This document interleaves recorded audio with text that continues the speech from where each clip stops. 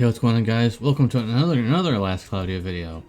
So, this time we're going to be looking at the half anniversary unit, 4.5 half anniversary unit, Zekus, Forgate, and also Lilahammer,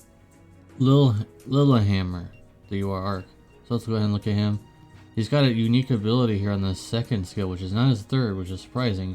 It allows you to have a small buff, and also you have a unit damage cap 3k for the next magic use, so that's quite good. And that would be very good on Lenius, for example.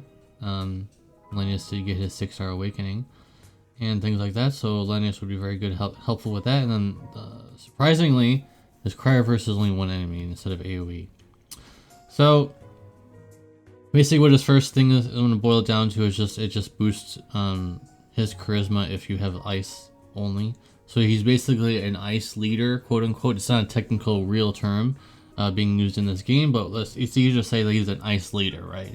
He leads the ice now. There's a dark one, and now there's an ice one, so that's very nice. Gets him some boosts. Also, he boosts his int by max 30%. And then the bottom one is also fairly good. Give all enemies an attribute resistance 20% debuff, and that's not. It doesn't go away after like 7 seconds or whatever, how long it may be. It's just a permanent. As soon as the battle starts, 20% debuff, or minus 20 debuff, not 20%, minus 20 debuff, which is insane, by the way. So for most enemies now, there's gonna be a lot of harder enemies that'll have like 100 resistance, and this would only reduce it by 20, so it wouldn't be that big of a deal. But against enemies who are neutral to ice, and you're using an ice team, you're looking pretty good. And if they're already weak against ice, this will be even better. So pretty good. And then when you're casting magic, you reduce damage taken by 50%, which is really good, because you're going to need that, because you know there's a lot of the mobs in tower and stuff like to attack you while you're trying to cast stuff, so it's kind of annoying. And then you won't faint from enemy attacks, excluding some attacks, so it's also very nice. And then chance for ice magic attacks and specialists to deal critical damage, very good. So this is what you care about the most. All allies ice skills and special 20%, and the damage code 2k. And remember, that gets increased if you have more ice people in your team, so very nice. His Giga Week, very good. And then this new thing, I don't know if this is new or not. It's new to me. I've never seen this before. I don't have a lot of ice characters though. So powerful ice attack to all enemies, very good. And then he has all the usual bells and whistles that come with newer units, like auto Grand Ore and then auto Advanced Circle, things like that. And so let's look at some of the more unique stuff, that because usually units have unique stuff. So ultimate casting Cryosphere when using ice non-stacking magic damage, 300%, and damage cap 80k. Enemy mine 25%, you're going to even do even more damage. And deal damage non-stacking magic uses MP 150%. Oh. And then casting speed boost or half. Ooh. Okay, well that explains why it's so good at the top part. The bottom part not so much, but I think you can still give yourself some casting speed, and you'll be at least even. Casting speed is kind of harder to come by, but you might go even. Some people may actually prefer to turn this off, but if you have a way of getting MP back, if you have a way of getting casting speed, it might not be too bad. Alright. And I recommend probably turning this off, because if you need MP for this, then this is kind of niche. Maja has this, and I think some other characters have this, but even for Maja, I turn this off sometimes. This is very helpful for if you're fighting something that, in the current event right now, on the anniversary event, there will be a boss that does a special immediately. And Maja was the one that was always getting hit with it, so this really helped him out. Yeah, he has not much MP, but he'll survive. So that was also pretty good. When magical attacking, chance to have enemies mine and deal damage. Pretty good. That's pretty good. When unit casts ice magic, activate the damage cap boost effect of Azuri's charisma and The trait of Emperors, blah blah blah blah. Pretty good. You need to have this activated. You need to have this activated for sure. You need to learn this and have that activated for them to work. When unit allies are casting ice, non-stackable magic, it's just a generic 15% damage reduction. Pretty good. Boost non-stackable magic damage to enemies weak to ice. Okay. Pretty good, but you're probably not going to be seeing that 100. You're probably not going to be seeing that 100 there, so I wouldn't get too excited about that. That's just a nice thing to have. A lot of text on this guy. Another ally cast non-stackable magic. Use units MP to equal to the amount that the ally used and boost the magic damage 20%. Okay, I can see where Lanius is going to be starting to do a lot more damage. You need to have this on. And you need to have Zekus to have a lot of MP. I don't think this is going to be good enough. You need to have all the MP talents. And then you need to have ways of regenerating MP. Because this guy uses a lot. Reduces HP to 1, recover 50% HP. Yeah, that's not too bad. Because if you have a healer, reducing your HP to 1 is not a big deal. You can heal yourself back up. And especially if you have a really good healer, they'll instantly target you with healing anyway. So don't even think of this as a negative. That's actually a huge. Being able to recover 50% of your HP, very nice. Alright, so what do I think about this guy? Very good. That's what I think. Very good. I think he's very solid. Wish I could see what weapons and stuff he would equip on, but pretty good. And obviously you only want to equip one weapon because I believe, yeah, this thing right here only want to equip one weapon. You boost your ice skill special damage by 8k, and you do some other thing.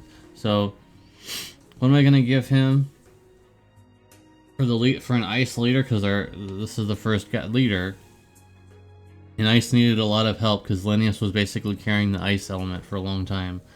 I'm gonna go ahead and give him an 8.75 out of 10. Very solid damage dealer / support. Because you want to, like, I consider this guy support because he's basically enabling Lanius, and I already saw a video about it where it's like huge damage with Lanius, so I already know how that is. So yeah, 8.75 because he's huge, really good, really good. So let's go ahead and move on to the UR arc here. And keep in mind, if you're a new player just coming into the game, UR arc's almost impossible to get. Unless you're me, who always pulls the UR arc before the character.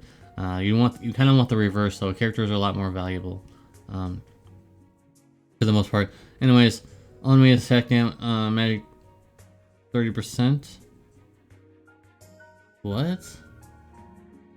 Oh, okay, I see what it means. I thought they were increasing them.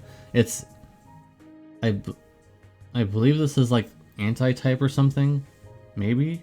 Because it wouldn't make sense to increase the enemy's damage. It would be really bad if that was the case. Cut magic damage and physical damage taken 40% each wave. Gradually cut the effect. So 40% at the beginning, and then it reduces down to whatever it may be. It doesn't say. And then when casting magic, boosts the magic damage cap base of MP used. So decent. And then the skill, give all allies magic damage taken 50% buff.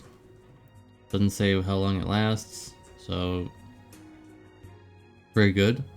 And then, well, it says buff, so it'll eventually it'll probably wear off, but still good. Give unit a damage 50% damage cap, pretty good.